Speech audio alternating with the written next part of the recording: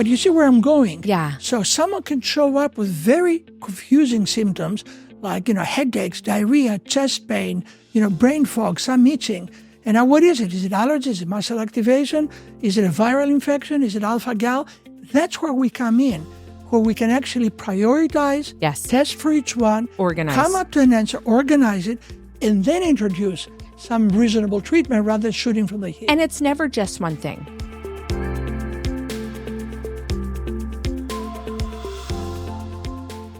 Today, we're going to tackle a pretty heavy subject, and it's going to be on brain fog.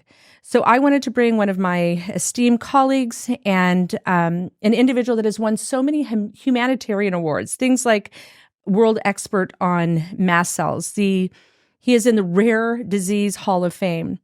It is Dr. Theoharides. And Dr. Theoharides, thank you so much for coming back. Our viewers went crazy over your last podcast. So I feel so fortunate to have your time again today. It's my real pleasure. And I really thank you for doing this for ourselves and primarily for the patients.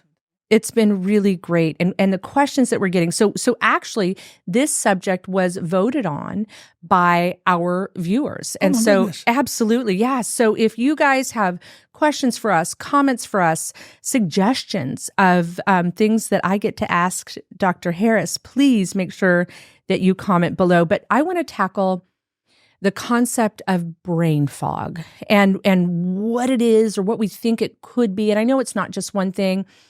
And then I have a lot of questions around it. So can you explain to me, I love the word because it is very descriptive of how we can feel, but what is defined in that when we say things like brain fog? Right. Obviously, it's a slang term, and some medical journals don't like to use it. Right. But in a nutshell, it really captures what patients feel.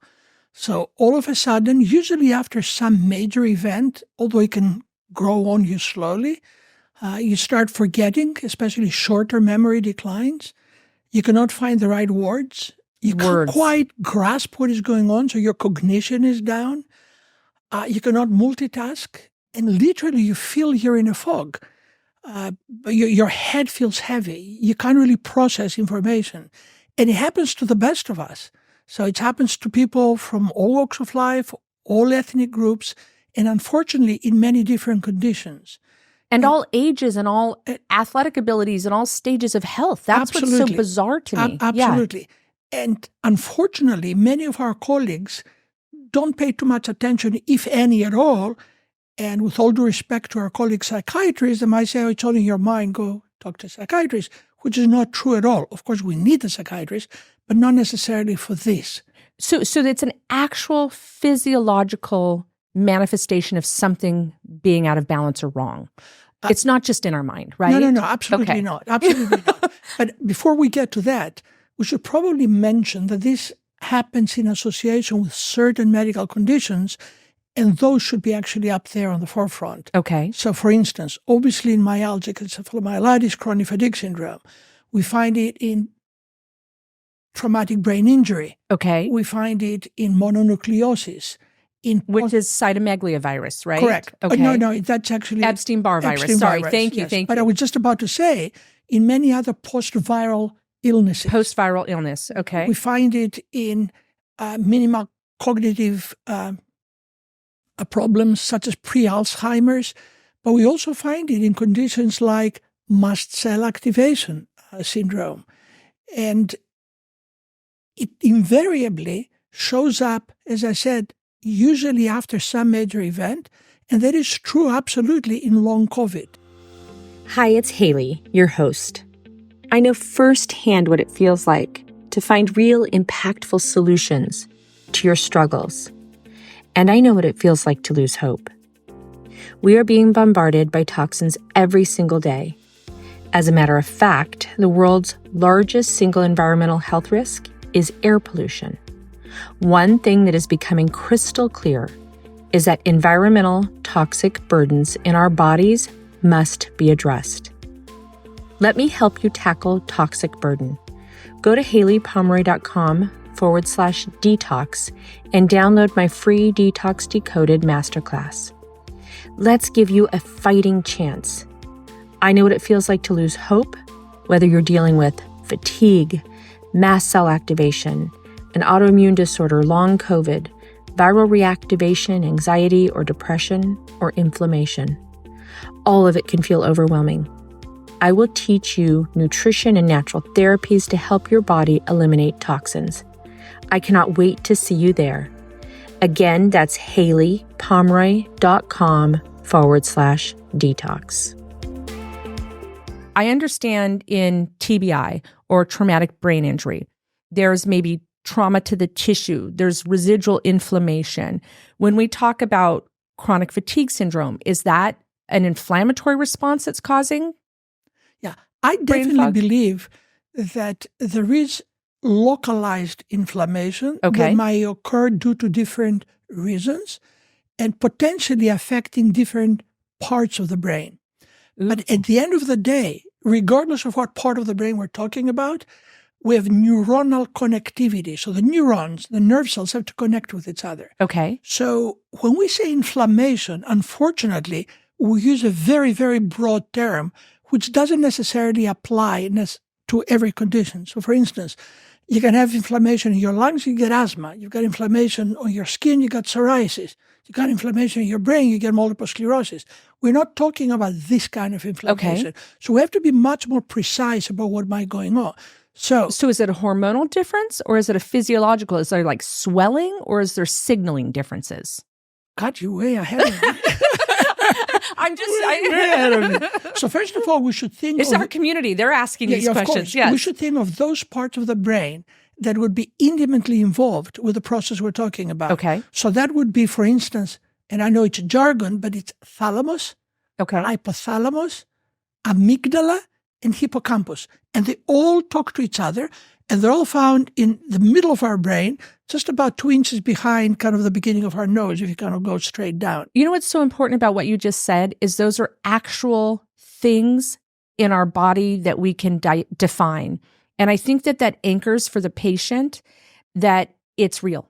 Absolutely real. Yeah, it's not this thing floating around. Yes. And I know we use the term fog, and it is a slang word, but it is so descriptive to the wet blanket feeling that can happen.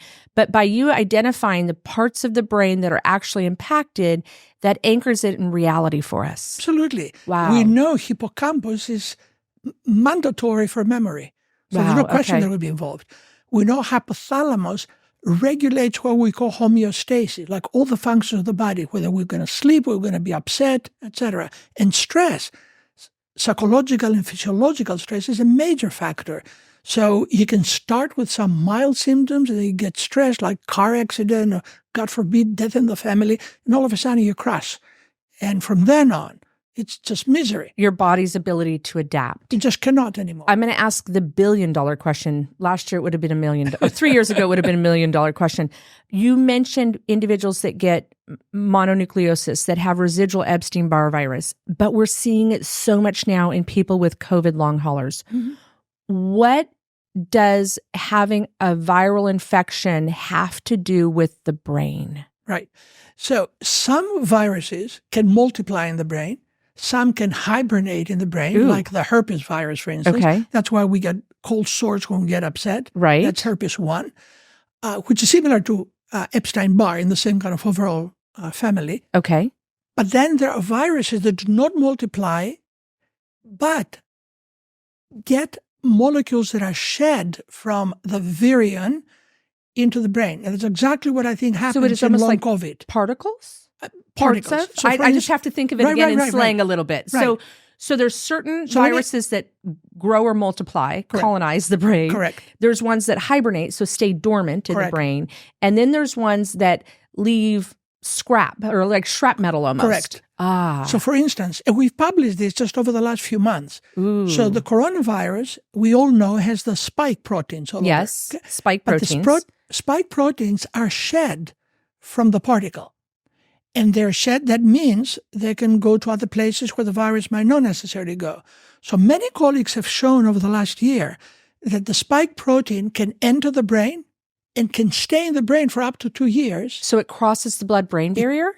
That, as well as it goes from the nose through the olfactory nerve that connects the brain directly into the brain. Oh my gosh! And Is it can that stay there for a while. and we know it's there because that's where Of we were course we know swabbing it's our there. That noses is when we correct. were going through the drive-throughs. We just didn't think that, as you call it, leftover pieces yes. will actually stay in the brain. Yeah. So what we did is the brain does not have white blood cells for defense. In fact, the white blood cells Wow. should never get into the brain, because if they get into the brain past the blood-brain barrier, they recognize the brain as foreign and they destroy it. That's how we get multiple sclerosis. Wow. So the brain has no white blood cells. Absolutely not. So when we have infection, it doesn't have the capacity, that first line of defense. It has, though, another set of cells that are called microglia. Microglia. Ooh. So think of microglia as being like spiders that create a spider web. Yes. And the neurons crawl on the scaffolding of the spider web and they make their connections.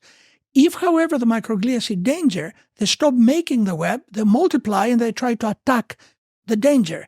And in the process of attacking, early on, they might be doing something useful, then it starts becoming auto-inflammatory, starts destroying its own tissue. Wow. So what we did is we culture human microglia in the laboratory. We stimulate them with synthetically made recombinant spike protein. And what do you know? They started the microglia putting out all kind of destructive pro-inflammatory molecules.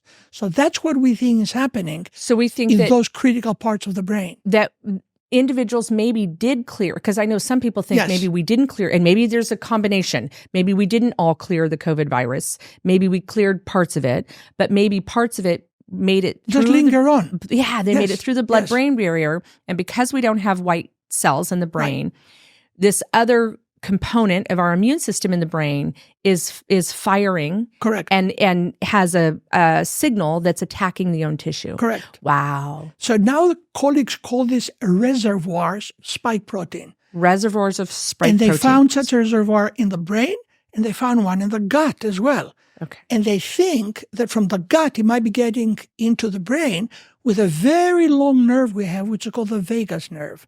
So it will go kind of up the vagus nerve and then inside the brain.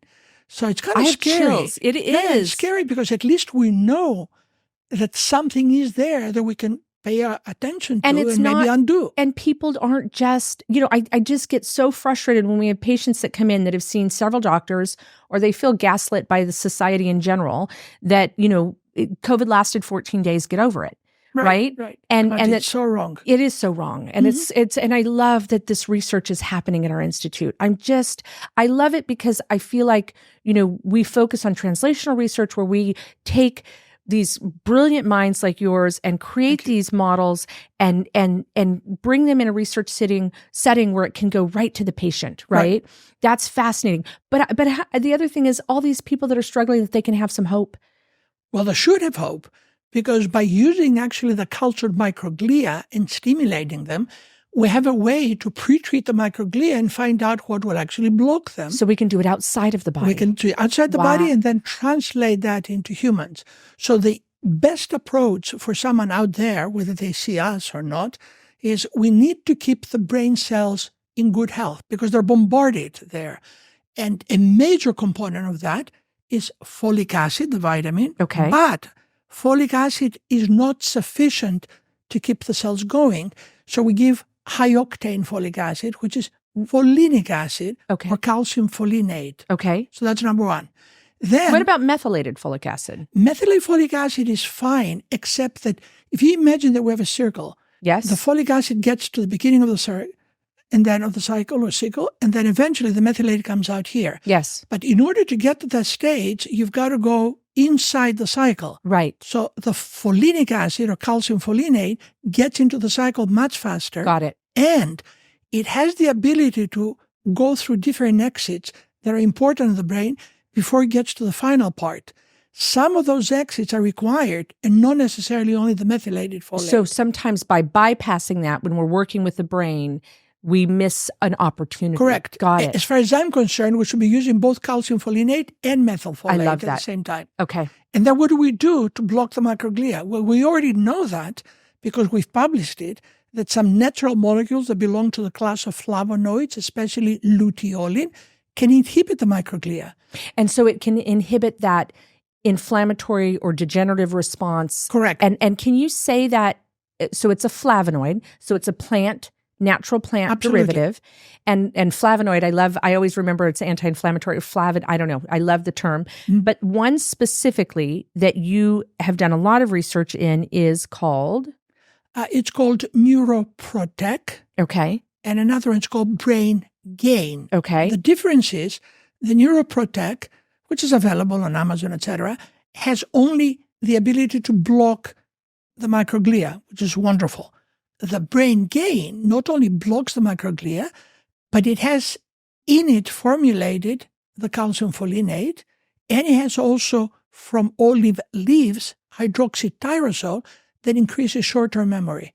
So you get additional benefits from that. And what's the flavonoid called? So the flavonoid is luteolin. Luteolin. Yes, which is different from lutein. Lutein is in carrots. Yes. It's a carotenoid. It's very different. Very different. Very different. Yes. And so where does this flavonoid come from? So in this particular case, it comes from grapefruit seeds. Yes. Although it can come from Many elsewhere sources, as well. yes.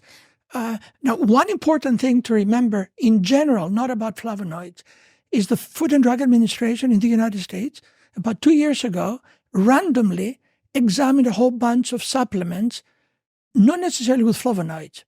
65% of them had zero of what they claimed % on the label. Right. So we've got to be very careful, number one, which are the companies that sell them and what the source might be and what the purity might be. Absolutely. And number two, the additional ingredients that make up the bulk of what we're taking could be very problematic. I always say you hope that what it says is in the bottle because what's probably in the bottle is a whole lot of things that are going to cause problems. Yeah. And the binding agents, the additives. One major problem is something that maybe we should have a whole separate session on. Yes. It's called alpha-gal. Alpha-gal, it's like a sugar-type molecule. Yes. It's found in mammals, but not in humans. And it's become a major problem. Now it's called alpha-gal syndrome. Number one, because you can become very allergic to it, and it has numerous symptoms that almost are reminiscent of mast cell activation. And where does syndrome. alpha-gal come from? Well, here it is. Where do you find it? So it's primarily in bovine material. Yes. In pork, in deer. In collagen products. In collagen products. In bone broth products. In gelatin. Yes. So chopstick, for instance. Yes. I've had patients who would turn red. Lipstick, chapstick. Yeah. And what's become worse recently is that ticks can bite a deer, can then bite you, and you might not get Lyme disease, but it will carry basically the alpha-gal. Now, all of a sudden, you become allergic. We call it meat syndrome. There's a lot of, there's another lay term or another. Right. And BrainGain yes, could help with this, but brain fog is also a symptom of people that get alpha-gal syndrome. Right. So I didn't want to kind of cover everything at the very beginning, but you see where I'm going. Yeah. So someone can show up with very confusing symptoms like, headaches, diarrhea, chest pain, brain fog, some itching. And now what is it? Is it allergies? Is it muscle activation? Is it a viral infection? Is it alpha-gal? That's where we come in, where we can actually prioritize, test for each one, organize, come up to an answer, organize it, and then introduce some reasonable treatment rather than shooting from the hip. And it's never just one thing. We're a biodynamic body having a biodiverse experience. And so it's never just one thing. Well, I think the most important thing for us is to understand that brain fog is a symptom of something physiologically manifesting in the body. And I think that's critical. Can I ask you, I know our time is limited, but I've got 2 quick questions. One, is there any kind of lab diagnostics that can be run to help maybe narrow down why a person's suffering with brain fog? Do you check cytokines? Do you check, give me just a couple things that maybe we can have. You're right on target. Cytokines have not actually proven helpful. Okay. Even though they're part of the inflammatory cascade. Is it because it's in the blood and not the brain? You almost have to feel that you have so much inflammation in the brain that it spills out in the blood. Got it. And that's where I like the term localized or focal inflammation to indicate that we're not getting what otherwise will be called encephalitis. It Yes. can affect the whole brain. Yes. Or meningitis. Yes, or vascular inflammation Whatever. that they can see in an MRI. Now, there are Got it. ways that we can pick it up. Number one, there is a way to visualize the activated microglia by what is called SPECT scan. Yes. Single positron emission computed tomography. SPECT Right. scan. And there's So- some really advanced ones now. Yes, there's a whole bunch of them. There's a company that has a series of them all over the States, etc. We are also now trying to create a panel, and that's where my meeting is in a few minutes. I'm going to let you go, I promise. Our community wants to of keep you forever. Of molecules that either reflect breakdown of the blood-brain barrier, number one, or disruption of the connectivity, number two, or cleavage of those molecules that allow the neurons to communicate with each other. Wow. So there are about 5 different categories. Those have been missed all along. Typically, they're not measured. And I don't believe that one of them will be significant because in various conditions, various things might And be they're up and down. transient, yes. And transient. So we'll try to create a biosignature where a combination of those might be indicative of the problem, in which case we might have both a way to prognosticate how seriously the problem is, as well as to follow it after treatment to see that we're actually on the right track. But I have to tell you, we've had numerous patients that do extremely well just by focusing on what might be the worst trigger of all of those, Yes. and then go on. Dr. Go ahead, Harris, go ahead. I cannot thank you enough for talking to us about this. The most important thing I think for our community to understand is that we're here for you. We want to talk about these difficult subjects. We are tirelessly, I can hardly say that word, but I can't think of a better one to express what I get to witness at the Institute. Through research, through incredible donors, we are working every day to try to find biosignatures, the how, the why, and get patients treatment for things like this. Thank you for allowing us to understand the physiological aspect of brain fog, to understand that it really has a place to anchor in our body, that there's something going on in the immune system, in the brain. And every time we learn more about our body, anytime we get to spend time with you. So thank you so much. I appreciate it. And please promise you'll come back. I will come back, and we should definitely cover mold and mycotoxins next time. Yes. I gave a seminar, 2-hour seminar the other day for an international group out of the UK, and they could not stop asking questions because this is so serious. Pretty much everybody was exposed to mold, and the volatile mycotoxins get brain fog. Absolutely. It's a whole different and story. the immune system and what happens in the body. And so many people get discounted when they want to have environmental testing done. Give credence to the patients. They Give know credence what to is the happening patients. to them. Yeah. So the worst part we can do is say, it's only in your mind. You know, Yes. it'll go away, or Yes. or it's your fault. Yes. That's the worst of Yes. all. Eat more lettuce. That's my favorite one. Well, thank you very, Thank very you so much. much. It's and always a thank pleasure. you for all your wonderful questions. You guys leave comments, leave questions. We're so privileged to have Dr. Harris here as a resource to us. And as always, I cannot thank you on behalf of myself and the thousands and thousands of people internationally that are watching our podcast now. You mean the world to us, and thank you for coming back. Thank you very much myself. We'll see you soon. Keep the good work. Thank you.